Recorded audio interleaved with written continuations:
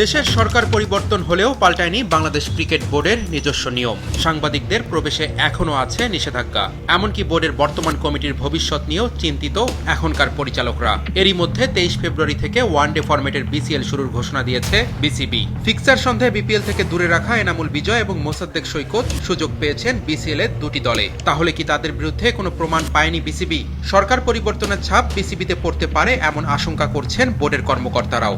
নির্বাচিত সরকার আগামীকাল শপথ নিচ্ছে, তো আমরা চাইব সব সুন্দরভাবে যাতে ক্লাবদের মধ্যে একটা মনোমালিন্য চলছে, তো এইগুলির সমাধান তো অবশ্যই করতে হবে। অনেক দিন ধরে কিন্তু আমরা 50 ওভার্স ক্রিকেটে নেই, তো 50 ওভার্স ক্রিকেটটা যেহেতু একটা শুরু করছি আমরা এই জায়গা থেকে, ঘটনা 2027 বিশ্বকাপের প্রস্তুতি হিসাবে শুরু হচ্ছে। এটা তো সিলেকশন প্যানেল এটার উত্তরটা দিবে, কারণ এটা আমাদের কাছে উত্তরটা নাই, কারণ সিলেকশন প্যানেলটি পুরোটাই এটা দেখভাল করে।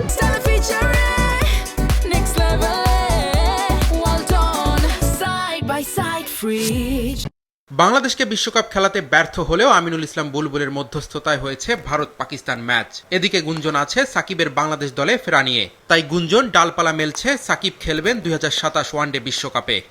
এখন ভারত পাকিস্তান ম্যাচের থেকে ভারত বাংলাদেশ ম্যাচের দিকে মানুষের নজর থাকে বেশি, যাতে ওটা এই বিশ্বকাপে এটা মিস হচ্ছে। সাকিব আল হাসান ভারত তো বেস্ট ক্রিকেটার বাংলাদেশের, এবং এই জায়গায় দাঁড়িয়ে কিন্তু বলা মুশকিল যে বাংলাদেশ দলে কখন খেলবে। এটা সিলেকশন প্যানেল এবং টিম ম্যানেজমেন্ট ঠিক করবে কখন ওর ফিটনেসের কী অবস্থা, ওর কী অবস্থার মধ্যে আছে, ওরা ডিসিশনটা নেবে।